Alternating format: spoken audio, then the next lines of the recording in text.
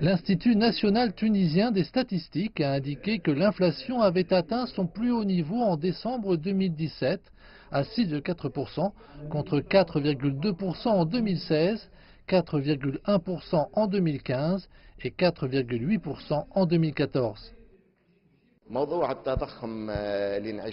L'inflation a suivi une tendance soutenue à la hausse, le taux passant de 4,6% en janvier à 5% en avril, avant de se maintenir à 4,8% en mai et en juin, et d'augmenter en novembre pour atteindre 6,3%. C'est un phénomène alarmant. Les experts estiment que l'état de l'économie nationale est alarmant. La tendance inflationniste, surtout depuis janvier, date d'entrée en vigueur du budget de l'État 2018, doit être contenue. La hausse des prix des produits de consommation, résultant de la hausse de 1% de la taxe sur la valeur ajoutée, entraînera une hausse de l'inflation. Nous sommes préoccupés par la situation.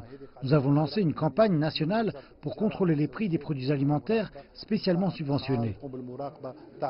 Le ministre tunisien a déclaré que son pays mettait en œuvre des réformes économiques pour contrôler l'inflation. L'État vise à réduire les dépenses et la masse salariale publique qui a explosé au cours des dernières années. Les réformes économiques seront très douloureuses, mais elles sont nécessaires. Certains analystes craignent que l'inflation conjuguée à la dépréciation du dinar atteigne 8 à 9% en 2018. Depuis 2011, l'économie tunisienne est confrontée à des défis sans précédent.